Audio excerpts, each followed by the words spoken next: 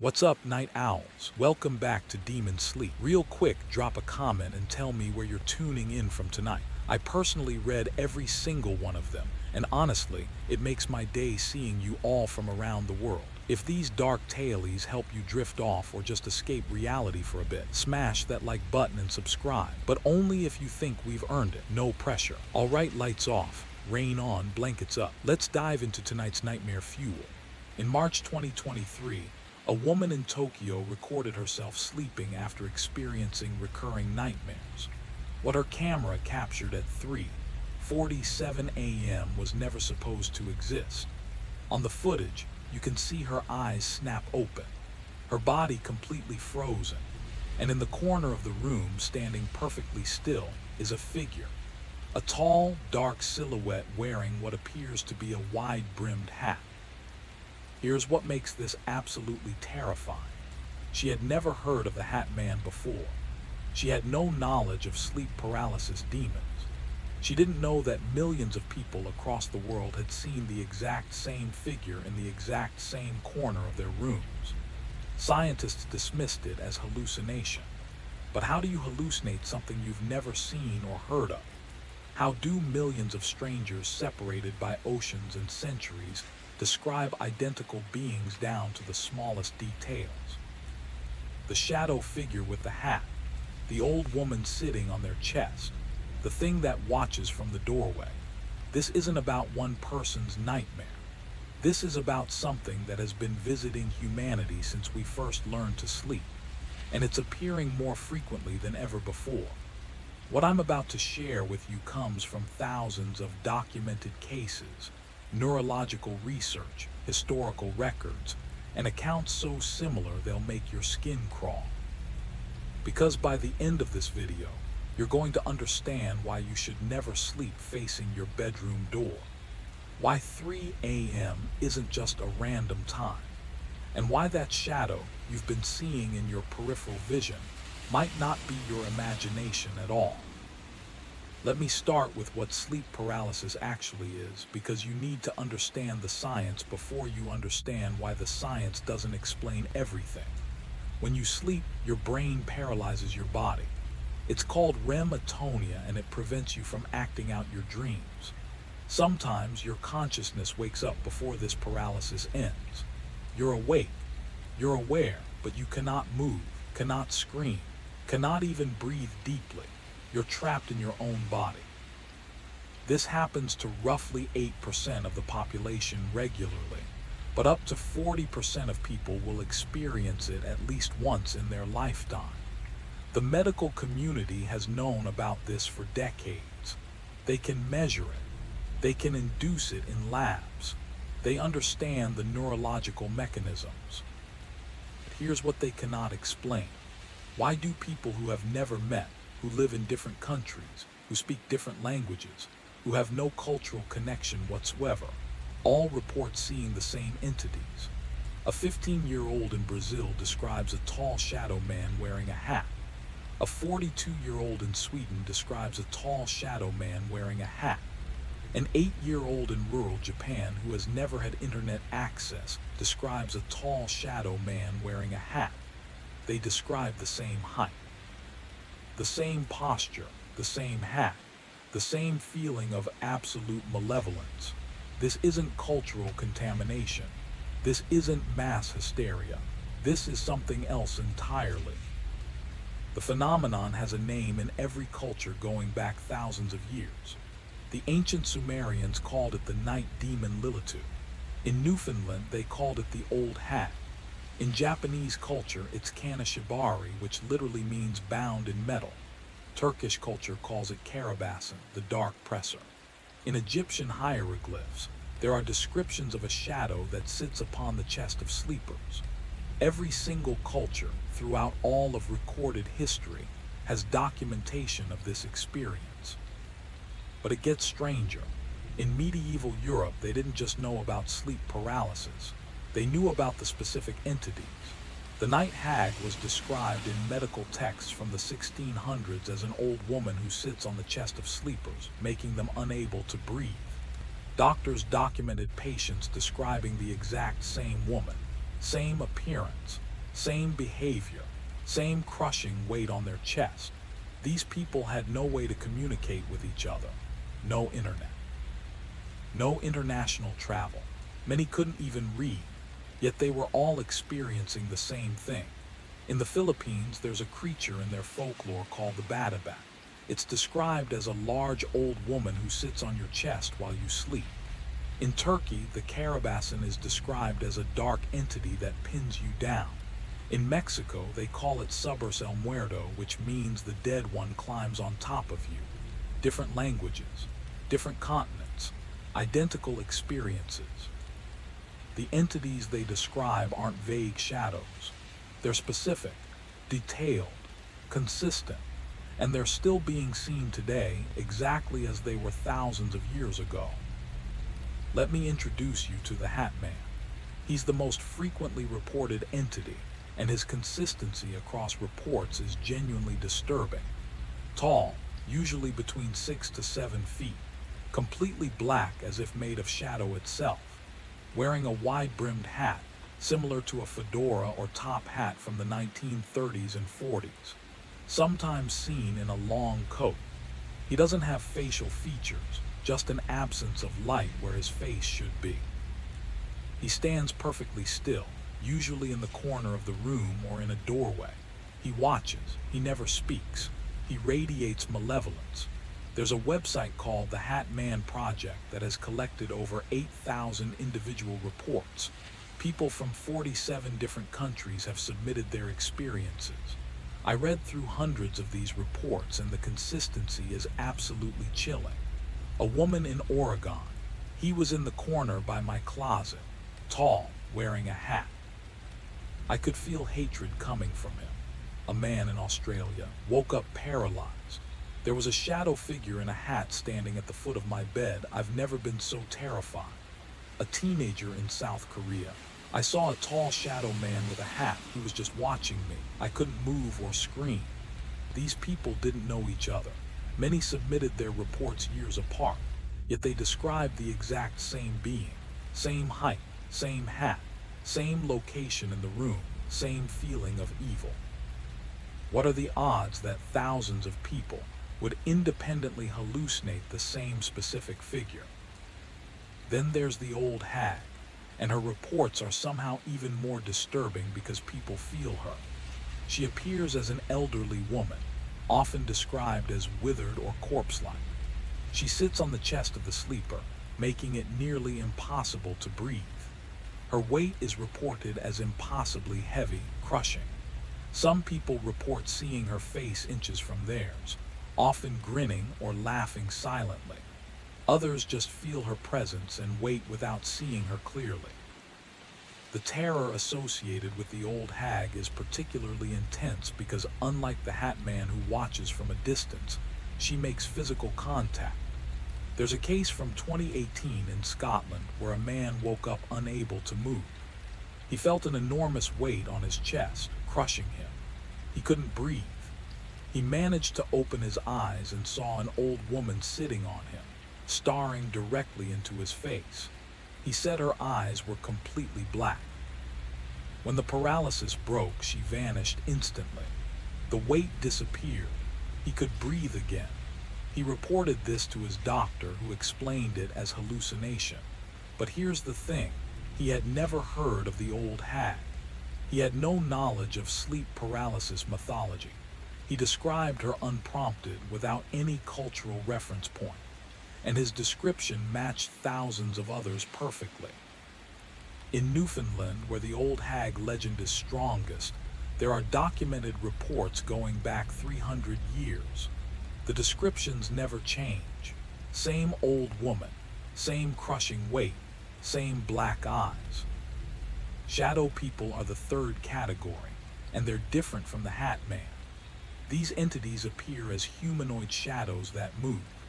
They're reported as darting across doorways, sliding along walls, or standing just outside the sleeper's peripheral vision.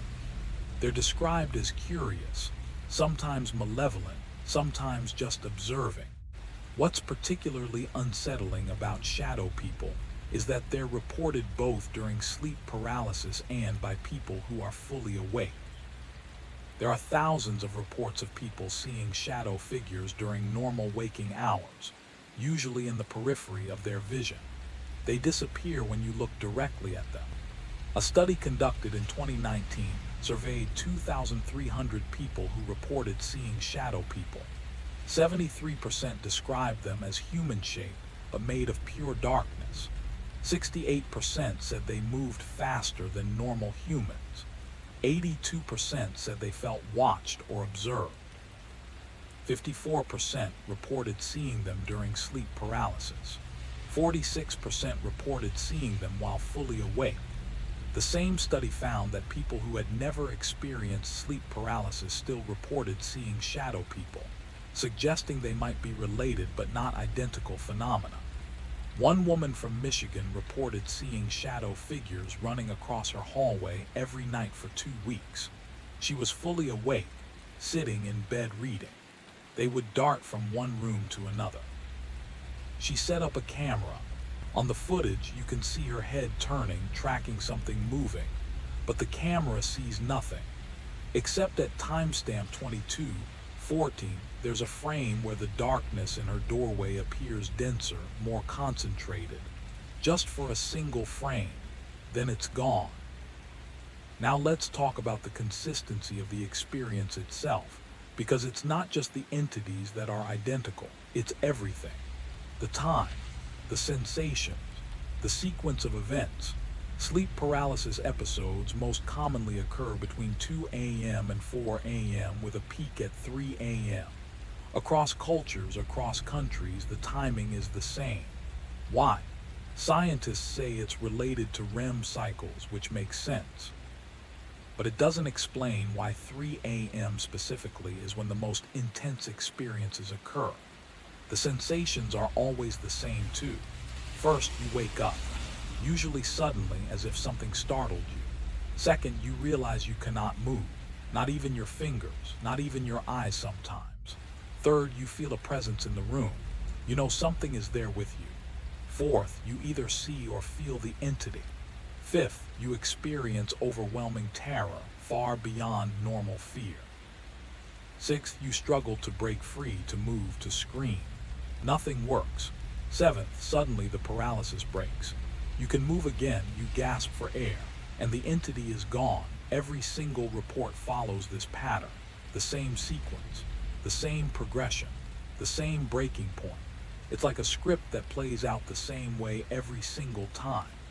One neurologist I spoke with said this consistency suggests a common brain mechanism, but that doesn't explain why the entities themselves are consistent.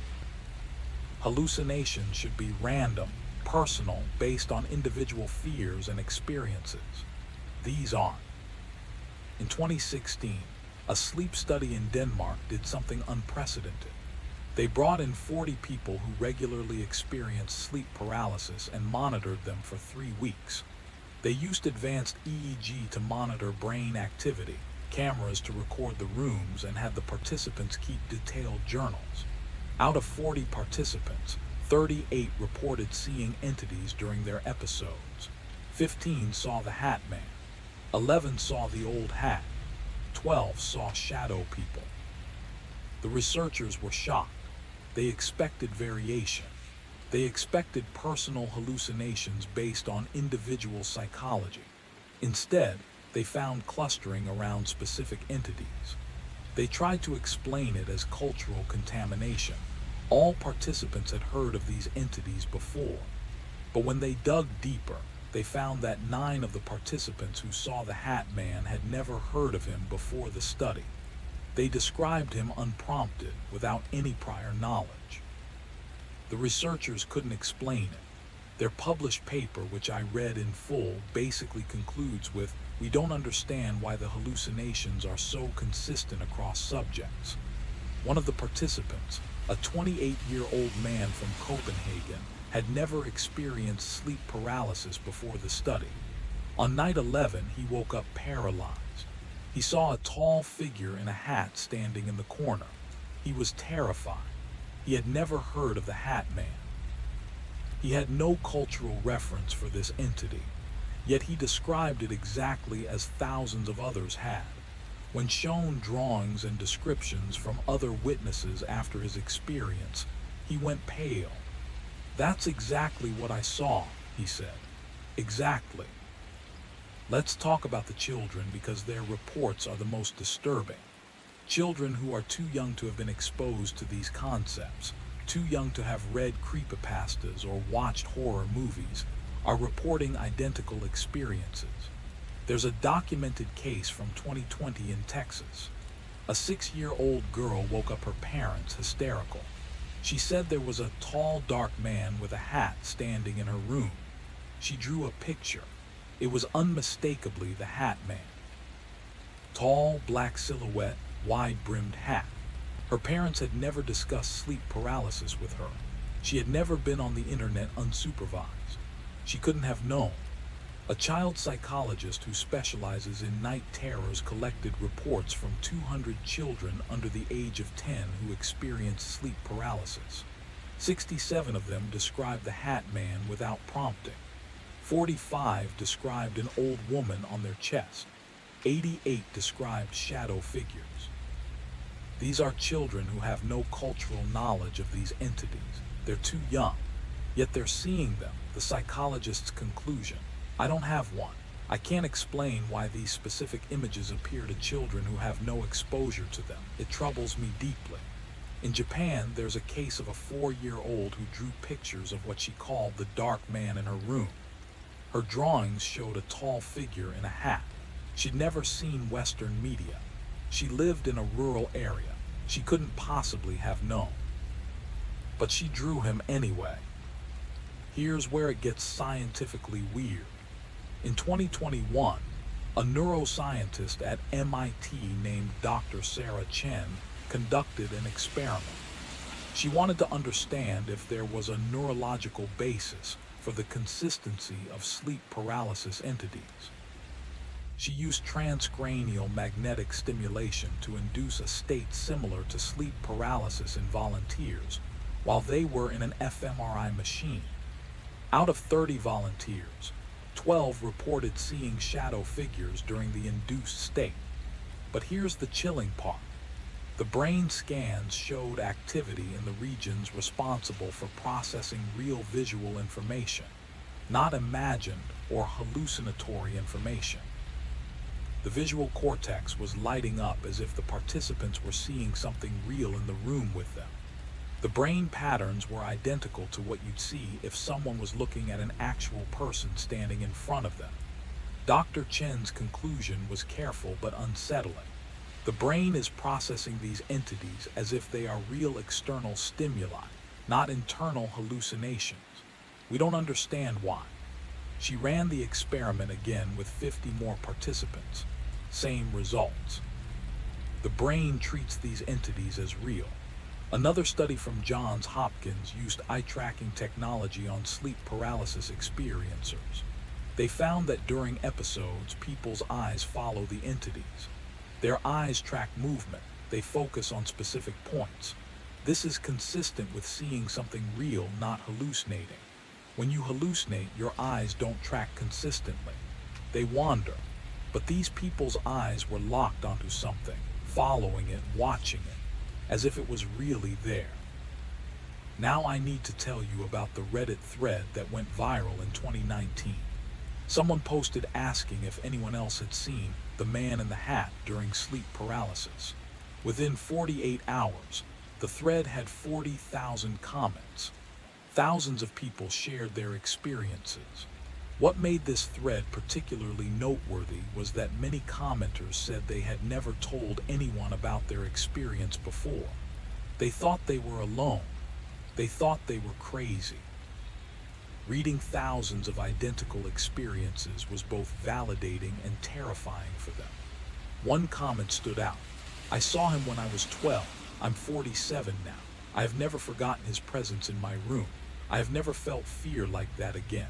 I thought I imagined it, but reading all of these, we can't all be imagining the same thing. We can't all be crazy. Something was in my room that night, and it's been in all of your rooms too." That comment got 15,000 upvotes. Researchers from 3 different universities reached out to the thread's creator asking if they could study the responses. What they found was extraordinary. The consistency of descriptions wasn't just about the Hat Man. It was about every detail: the time of night, the feeling of being watched before waking up, the crushing weight on the chest, the inability to scream, the sudden release, the entity vanishing the moment mobility returned. It was all identical, down to the smallest details. One researcher said, "It's like reading the same experience written by different people. The variation is minimal. This doesn't fit the pattern of hallucination." There's something else we need to discuss: the crushing weight. Almost everyone who experiences sleep paralysis reports feeling a crushing weight, usually on their chest, making it difficult to breathe. Medical science explains this as the sensation of REM atonia combined with difficulty controlling breathing during the paralysis. But that doesn't explain why the weight feels external, why it feels like something is pressing down. Multiple experiencers have described it as someone sitting on me or a hand pushing down on my chest.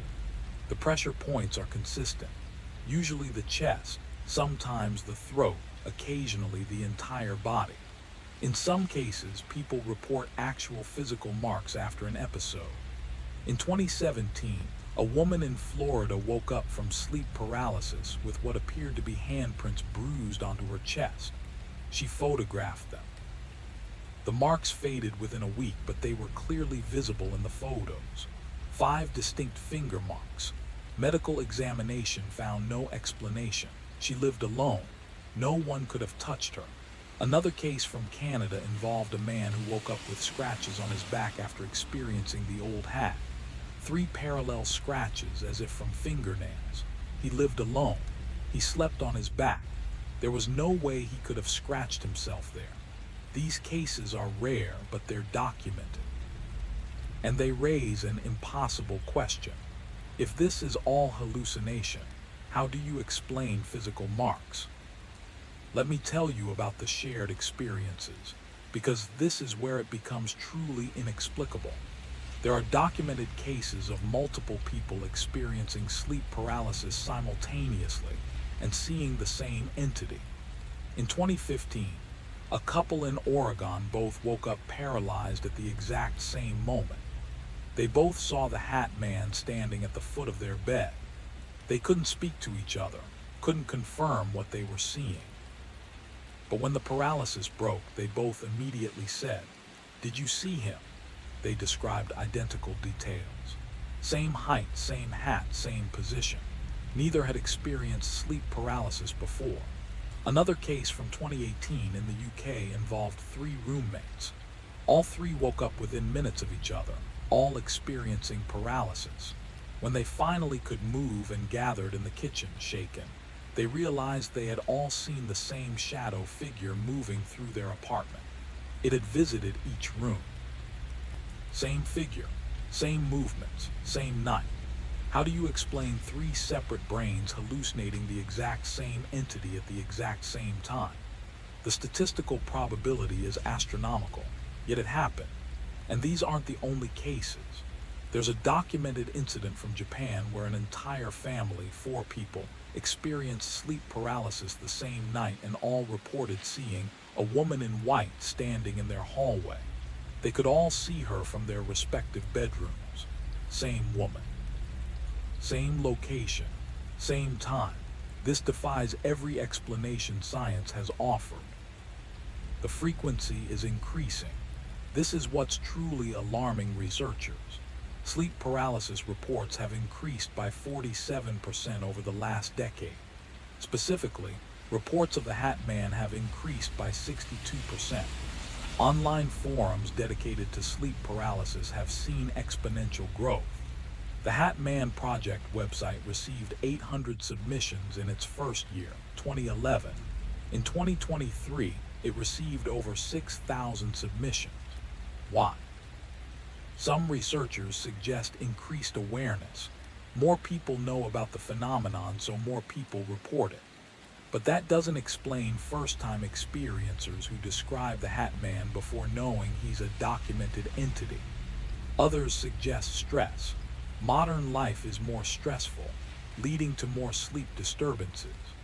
Possibly true, but stress doesn't explain why the hallucinations are consistent.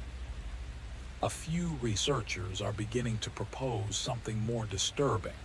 What if the entities are becoming more active? What if they're visiting more frequently? This is where mainstream science stops listening. But there's a small group of researchers who are taking this seriously. Dr. Marcus Webb, a psychiatrist who specializes in sleep disorders, published a controversial paper in 2022 suggesting that we need to consider the possibility that these entities exist in some form we don't yet understand. He was ridiculed by his peers. His paper was rejected by major journals, but he stands by his research. I've interviewed over 500 people who have experienced these entities, he said in an interview. I cannot in good conscience dismiss all of them as hallucinating. Something is happening that we don't understand. Before we go further, I need to share something with you. While researching this video, I interviewed 47 people who have experienced sleep paralysis. 31 of them saw the Hat Man. I asked them all the same question. Did you feel like it was trying to communicate with you? 28 of them said yes. They couldn't explain how. It never spoke, it never moved. But they felt like it was trying to tell them something, trying to show them something. One woman from Seattle said, it felt like it was showing me that it was real, that it exists, that we're not alone, and that scared me more than anything else. Another man from Boston said, I felt like it wanted me to know that it's been watching humanity forever, that it's always been here, that it's older than us. These aren't leading questions. I simply asked what they felt during the experience. The responses were unprompted, and they were consistent. A feeling of ancient presence. A feeling of being studied. A feeling that whatever these entities are, they're intelligent, they're aware, they have purpose, and that purpose involves us.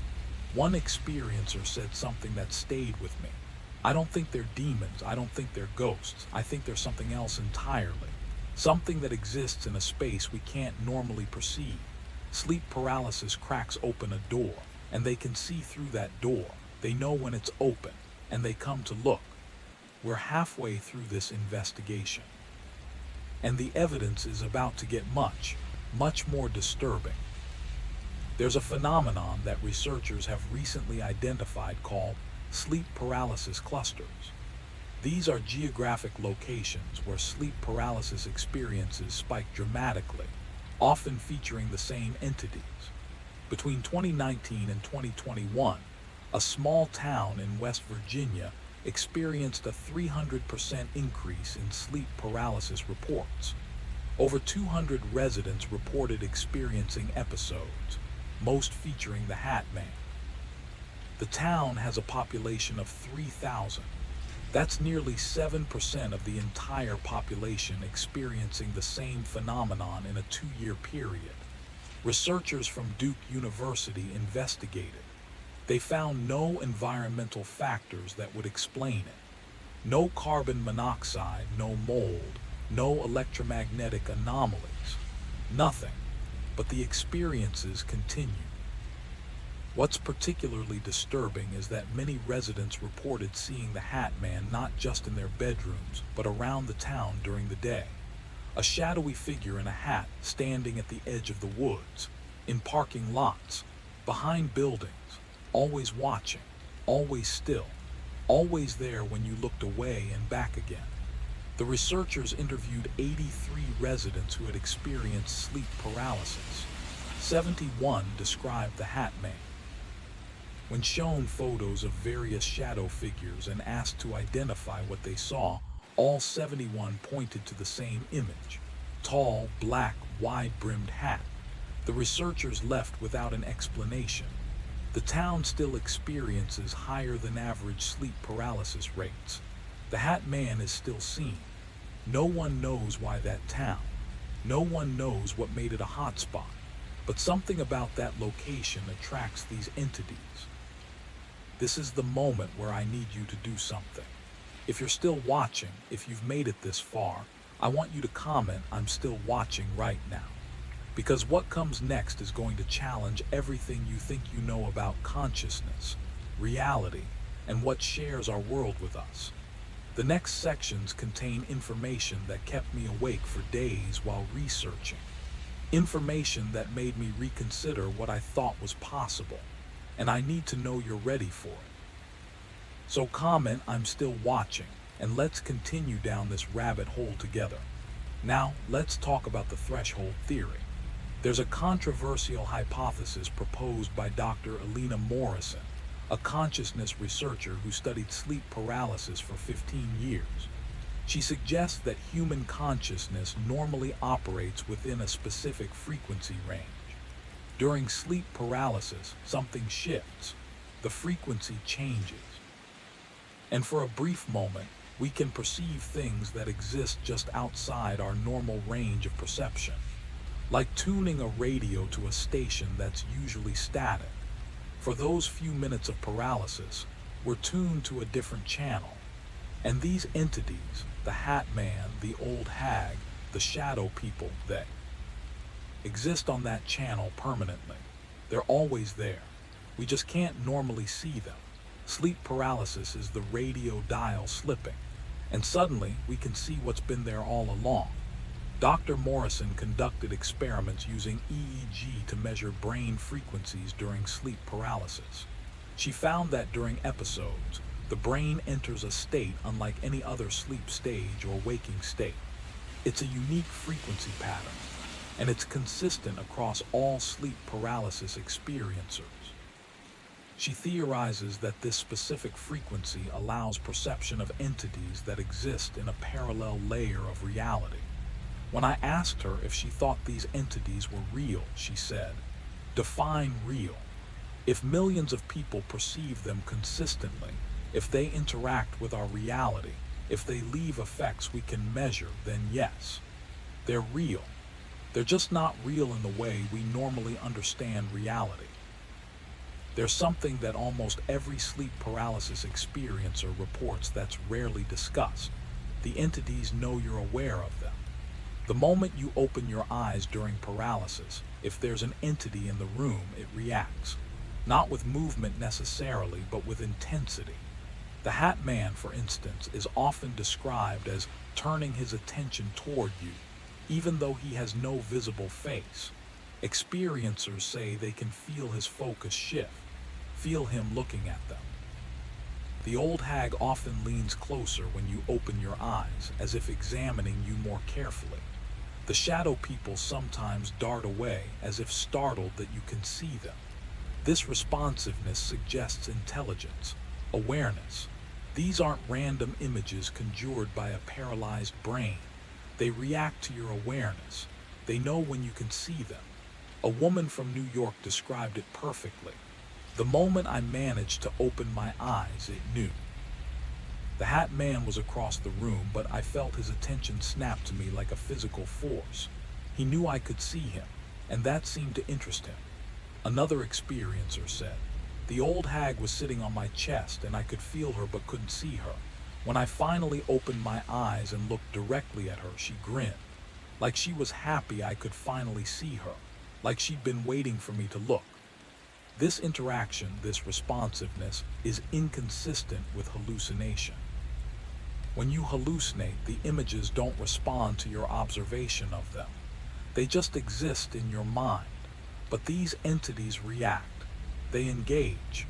They're aware of being perceived. Let's examine the historical evidence, because these entities have been documented far longer than most people realize. In 1664, a Dutch physician named Isbrand van Diemerbroek published detailed case studies of sleep paralysis. His patients described exactly what we see today: the crushing weight, the inability to move, and the entities. He documented one patient who saw a dark figure of great height wearing a broad hat standing at the foot of his bed. 1664. The Hat Man was being seen 350 years ago, exactly as he's seen now. Ancient Egyptian medical papyri describe similar experiences. Shadow figures that visit sleepers, entities that press upon the chest. The Ebers Papyrus, dated to 1550 BCE, contains references to night demons that paralyze the sleeper. Chinese medical texts from 400 BCE describe ghost oppression, where spirits sit on sleeping people and prevent them from moving. Roman medical documents describe the incubus and succubus demonic entities that pin sleepers down. Medieval manuscripts are full of accounts. Church records, medical texts, personal journals, all describing the same experiences, the same entities for thousands of years. The descriptions don't change with culture or time period. They're consistent, unnervingly consistent. This isn't a modern phenomenon amplified by the internet. This is ancient. These entities have been visiting humans since we first started recording our experiences, and they haven't changed. They haven't evolved.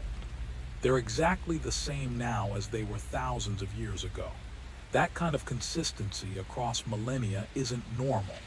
It suggests something permanent, something that exists independently of human culture, belief, or knowledge. Now I need to tell you about the experiments that went wrong. In 1983, a sleep researcher named Dr. Harold Peterson attempted to induce controlled sleep paralysis in laboratory conditions to study the phenomenon.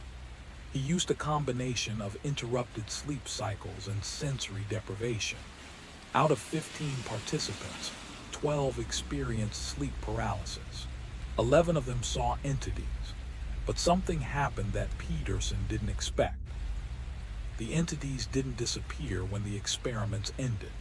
Several participants reported continued experiences at home, long after the study concluded. One participant said the Hat Man followed him home and appeared in his bedroom for months afterward.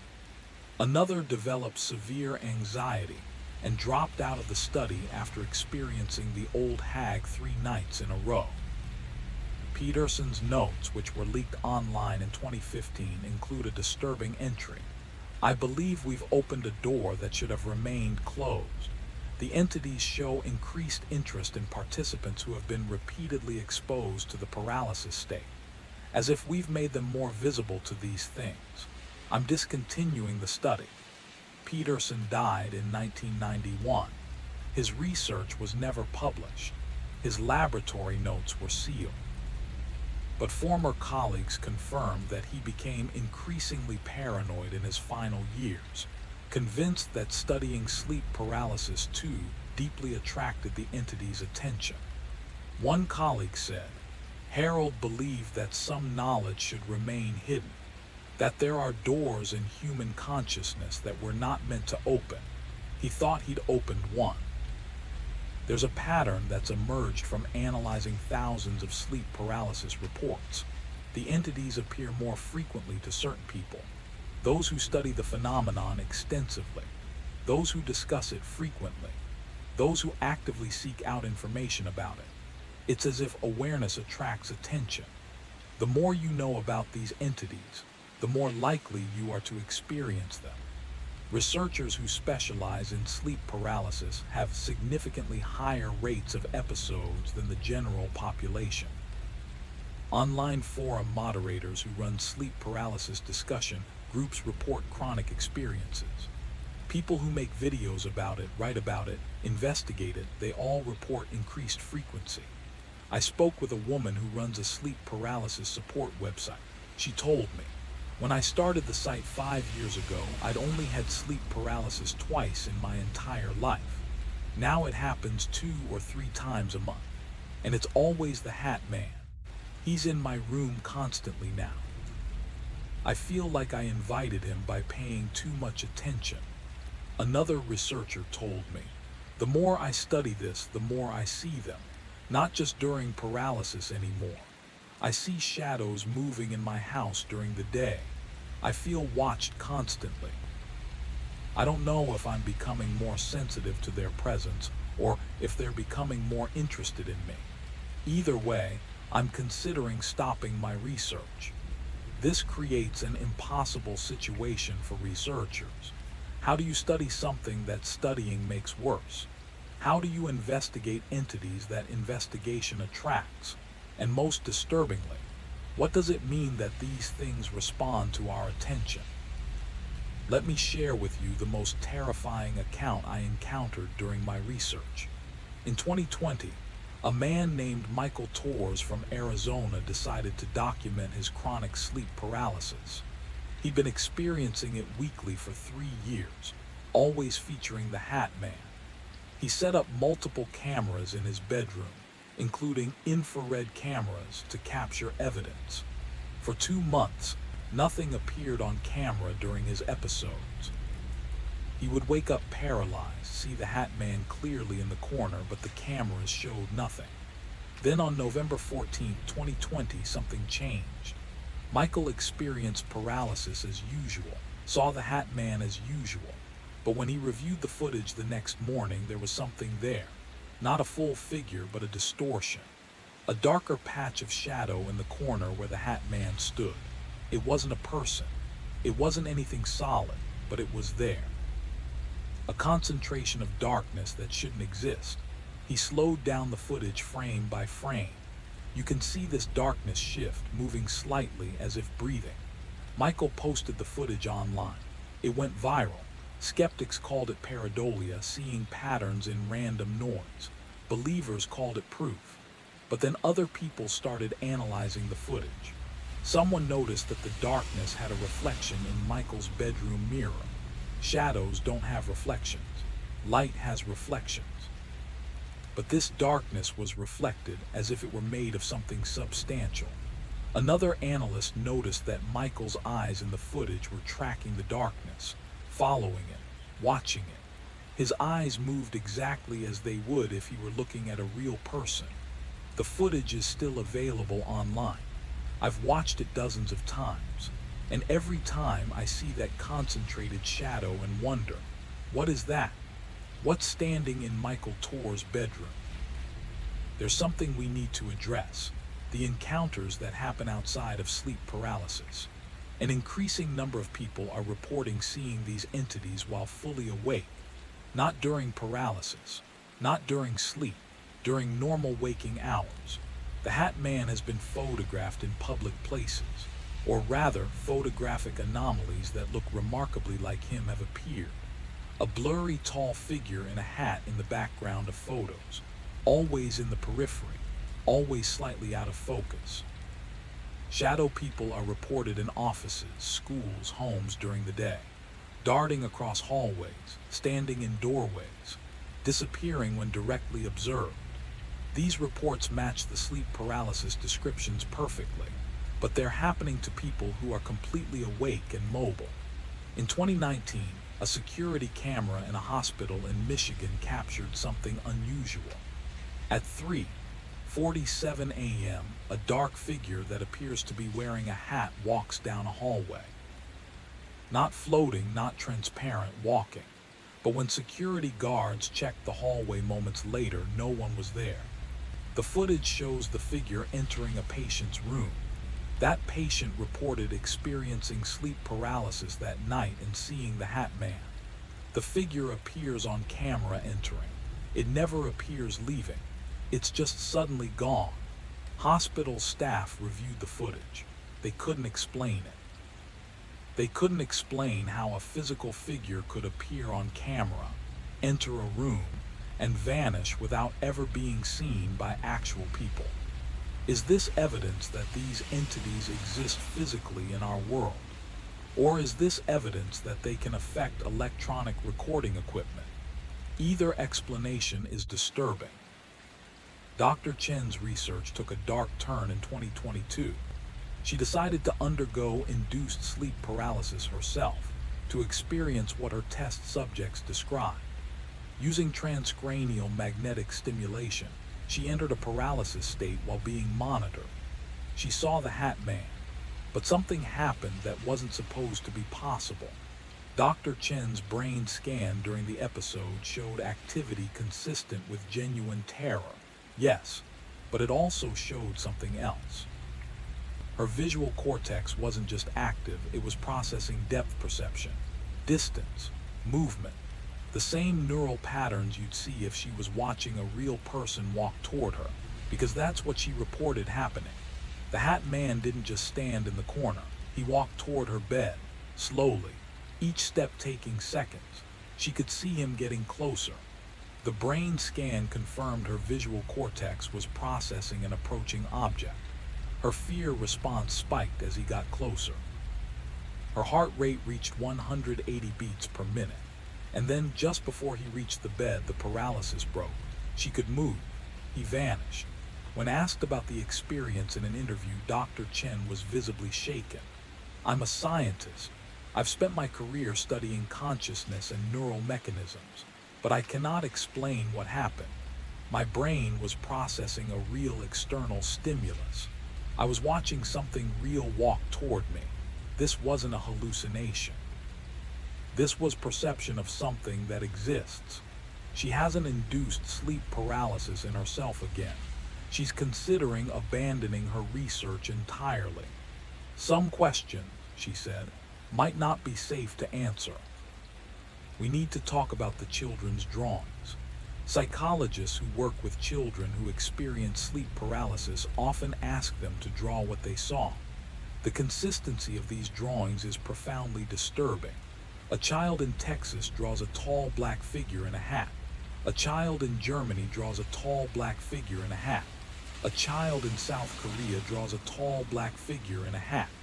These children don't know each other. They're different ages, different cultures, different languages. Yet their drawings are nearly identical. Some psychologists have conducted experiments where they show children various images and ask them to point to what they saw. The children consistently choose the same representation of the Hat Man. Same height ratio, same hat style, same featureless face. One psychologist collected 200 drawings from children who experienced sleep paralysis. She laid them out and was shocked. "It's like looking at police sketches of the same perpetrator," she said. "The variations are minimal. These children are all drawing the same being. What's even more disturbing is that some children draw the entities before experiencing sleep paralysis. They draw the Hat Man in regular art class, claim he's an imaginary friend. Then later they experience sleep paralysis and see him. They recognize him. 'That's my friend,' they say, but he's not friendly during paralysis. He's terrifying. It's as if these entities make contact with children while they're awake, establish a presence, and then reveal their true nature during paralysis. That level of calculation suggests intelligence and purpose." In February 2023, something unprecedented happened. A sleep paralysis conference in Portland brought together 300 experiencers and researchers. On the second night of the conference, 47 attendees experienced sleep paralysis simultaneously. 47 people, same hotel, same night, same time, approximately 3:15 a.m. to 3:45 a.m. 39 of them saw the Hat Man. The remaining 8 saw shadow people. The probability of this happening randomly is infinitesimally small. It's not a coincidence. It's not environmental. It's not explainable. It was as if the entities knew there was a gathering of people who could see them, and they all appeared. The conference was supposed to continue for 2 more days. It was canceled. Too many attendees were traumatized. Too many people refused to sleep in the hotel. One attendee said, "It felt like we were being punished for talking about them. Like they were reminding us that they're real and we're not safe." Another said, "They wanted us to know they're aware of us, that they know we're gathering, discussing them, trying to understand them, and they don't like it." The hotel staff reported that motion sensors were triggered throughout the building that night, but cameras showed nothing. Room temperature in affected rooms dropped by 10-15 degrees. One room's temperature dropped to 41 degrees F in February in a heated hotel. There's no explanation. The conference organizers haven't attempted another gathering. The attendees formed a private online group, but they don't discuss the entities anymore. They're too afraid of attracting more attention. There's a theory circulating among experiencers that I need to share with you, even though it sounds insane. It's called the collector theory. The idea is that the Hat Man and similar entities are collecting something from humans during sleep paralysis. Not physically, emotionally, energetically. Every experiencer describes the same overwhelming fear. Fear so intense it's unlike anything they've felt before. And they all say the entities seem to absorb it, feed on it. One experiencer described it as I could feel my fear leaving my body and going toward him, like he was drinking it. Another said, the more terrified I became, the more solid the Hat Man appeared, like my fear was making him more real. This theory suggests that these entities exist in a state between dimensions, and human fear is what allows them to manifest more fully in our reality. Sleep paralysis creates the perfect conditions. We're conscious, we're terrified, and we're completely helpless. Maximum fear, maximum energy, and they collect it. Some experiencers report feeling drained for days after an episode, exhausted beyond normal tiredness, as if something vital was taken from them. Others report personality changes, becoming more anxious, more paranoid, more afraid of sleep, as if the fear they felt during paralysis lingers and grows. Now, is this theory true? I can't say, but it would explain why the entities appear specifically during paralysis, why they seem to wait for maximum terror, why they watch us so intently. They're not just observing, they're harvesting. Let me tell you about the protection methods that have been documented, because some experiencers have found ways to prevent or end episodes. This information is crucial. Many cultures have traditional protective practices. In Newfoundland, they sleep with iron under the pillow. In Turkey, they recite specific prayers before sleep. In Japan, they position their bed in specific directions. And remarkably, some of these methods work. Experiencers who implement traditional protections report fewer episodes. Not zero, but reduced frequency. Iron is particularly interesting. Multiple experiencers have reported that placing iron objects near the bed reduces sleep paralysis. A horseshoe, an iron key, sometimes even steel objects work. Why would this work if sleep paralysis is just a brain state? One experiencer said, I put an old iron horseshoe under my pillow. I know it sounds crazy, but my episodes stopped. I went from weekly paralysis to nothing for 6 months. Another method that works, sleeping with lights on. Many experiencers report that entities appear less frequently in lighted rooms. They prefer darkness. Some people sleep with red LED lights, which don't disrupt sleep but provide enough light to deter entities.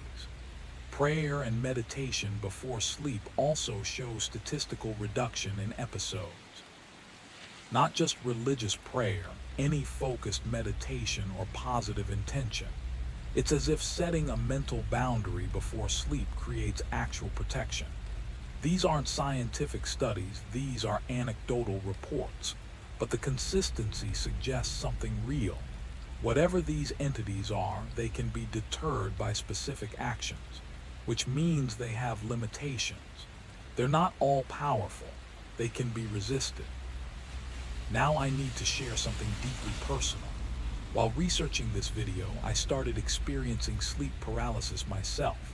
I never had before, but after interviewing dozens of experiencers, reading thousands of reports, immersing myself in this phenomenon, I woke up paralyzed, and I saw him.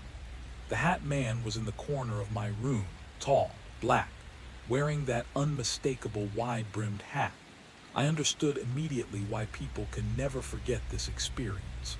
The fear isn't normal fear. It's primal, absolute. Your entire body screams danger, but you cannot move, cannot scream, cannot escape. And he watched me. I felt his attention like, wait. I know this sounds like I'm making this up for dramatic effect. I wish I was, but it happened. And it changed my perspective on this entire investigation. Before, I was approaching this academically, objectively, trying to find explanations. After experiencing it myself, I understand why experiencers say these entities are real. Because when you're in that moment, when you're paralyzed and that thing is in your room, every fiber of your being knows it's real. Your body knows, your instincts know. I've placed iron objects near my bed now. I sleep with a light on. I meditate before sleep. I don't know if it's working because I'm only preventing future episodes, but I haven't experienced paralysis again since implementing these protections. And I don't want to.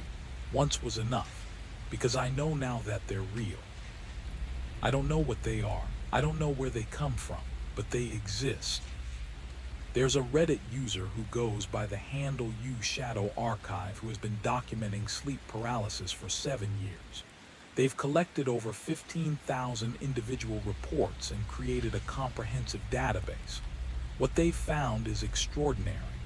The database shows patterns no one else has identified. For instance, sleep paralysis episodes spike globally during specific astronomical events, new moons, solar eclipses, certain planetary alignments.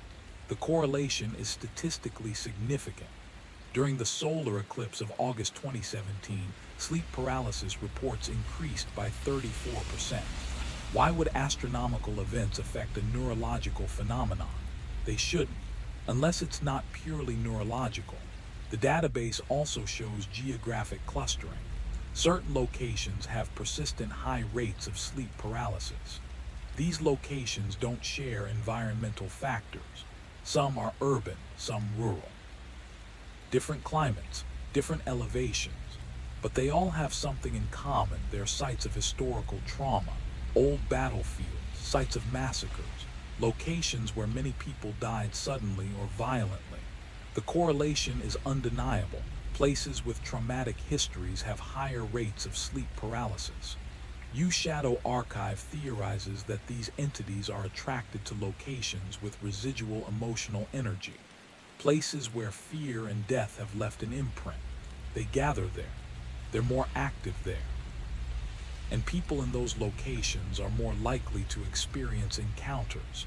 I contacted Shadow Archive for an interview. They declined but sent me this message. I've been studying this for 7 years. I thought I could remain objective. I was wrong. The more data I collect, the clearer it becomes that we're not dealing with a medical phenomenon. We're dealing with entities that have intelligence, purpose, and agency, and they don't want us to understand them. In November 2024, a breakthrough occurred that the mainstream scientific community refused to acknowledge. A team of researchers from 3 different universities conducted a coordinated study across 500 sleep paralysis experiencers in 12 different countries. They used identical protocols, identical measurement tools, identical interview techniques. The results were stunning. 73% of participants described seeing the Hat Man. 89% of those descriptions included the specific detail of a wide-brimmed hat, tall stature, and position in the corner or doorway. The statistical probability of this occurring by chance is less than 0.0001%. The researchers ran every possible analysis.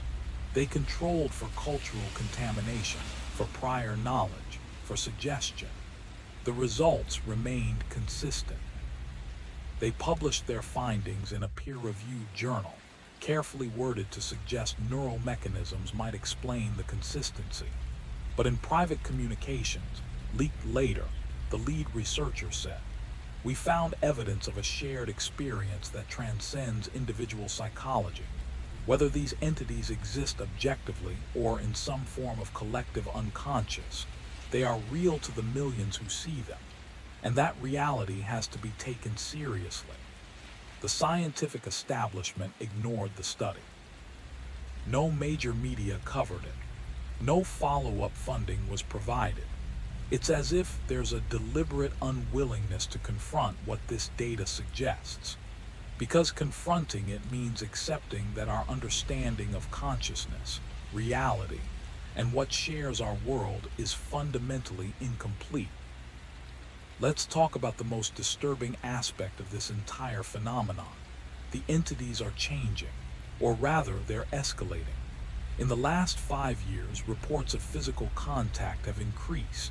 The Hat Man, who traditionally only watches, is now being reported as approaching beds, touching experiencers.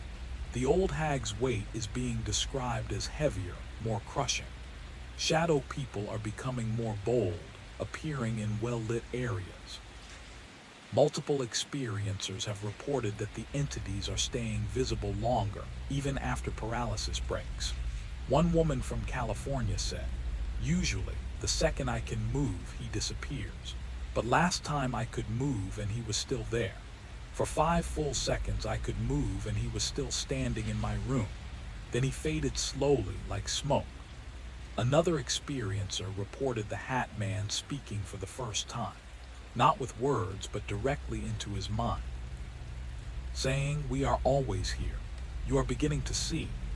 These escalations suggest something is changing. Either our ability to perceive them is increasing, or their ability to manifest in our reality is increasing. Either option is terrifying. Some researchers believe we're approaching a threshold moment, a point where the barrier between our dimension and wherever these entities exist is thinning, where they'll become more visible, more present, more able to interact with our world. If that's true, sleep paralysis might just be the beginning. We might all start seeing them eventually, whether we're paralyzed or not. In January 2025, just weeks ago, something happened in Seattle that's being kept quiet. A psychiatric hospital reported that 23 patients experienced identical sleep paralysis episodes on the same night. All 23 saw the Hat Man. But here's what's terrifying. 15 of these patients were being treated with medications that should prevent REM sleep and therefore prevent sleep paralysis. They shouldn't have been able to experience it at all, yet they did. Simultaneously, the hospital called in a neurological team. They ran every test. No environmental factors, no mass hysteria, no medical explanation. The patients were in different wings of the hospital. They couldn't have communicated with each other. Yet they all woke up at approximately 3:30 a.m. paralyzed, seeing the same entity. One patient, a 45-year-old man with no history of psychosis, kept repeating, "He wants us to know he's real. He wants everyone to know."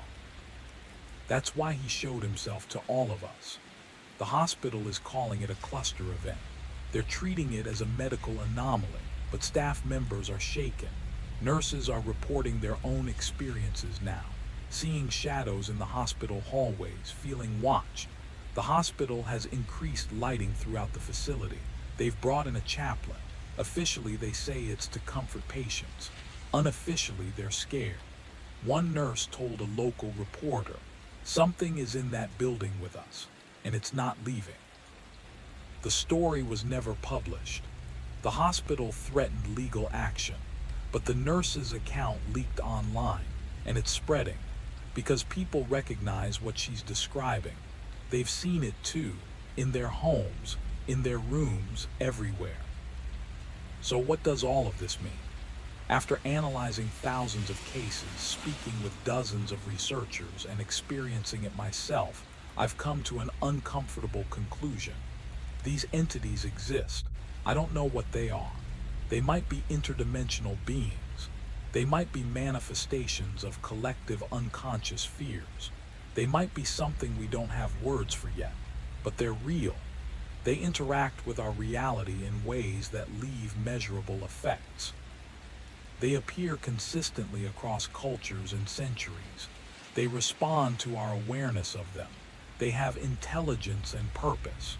The question isn't whether they exist. The question is, what do they want? Why do they appear during sleep paralysis specifically? Why do they watch us?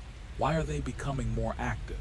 I don't have those answers. No one does, but I can tell you this: if you experience sleep paralysis and see these entities, you're not crazy. You're not alone.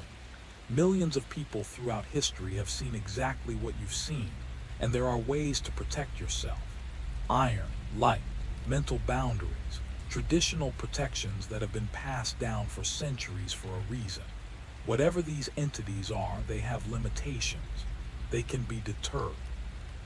They don't have unlimited power over us, but we need to take them seriously. We need to acknowledge that our understanding of reality is incomplete, that there are things that exist beyond our normal perception. And sometimes, during those moments when our consciousness shifts, when the paralysis occurs, we can see them. We become aware of what's always been there, just beyond the veil. I want to leave you with one final thought. Since beginning this research, I've received hundreds of messages from people sharing their experiences. The overwhelming sentiment is relief. Relief that someone is taking them seriously. Relief that they're not alone. Relief that their terror is validated. But I've also noticed something disturbing. Many people who watch content about sleep paralysis experience it for the first time shortly after, as if awareness opens a door. As if learning about these entities makes you visible to them. So I need to warn you, if you've made it to the end of this video, you now carry this knowledge. You're aware of them, and awareness might be all it takes for them to become aware of you. I'm not trying to scare you unnecessarily, but you deserve to. Know the patterns I've observed. If you experience sleep paralysis after watching this, remember the protections. Iron, light, mental boundaries, positive intention before sleep. And know that you can break free from paralysis. It always ends. The entities cannot hold you indefinitely, but most importantly, remember that you're not powerless. These entities feed on fear. Don't give them more than necessary. Acknowledge them if you must, but don't let them control you. They exist, but so do you. And you have more power than you realize. Sleep well, or at least sleep protected, because now you know what might be watching from the corner of your room at 3 a.m. Now you know why you sometimes feel that presence in the darkness. Now you know that you were never really alone. The Hat Man has been there all along, waiting, watching, and wondering when you would finally see him.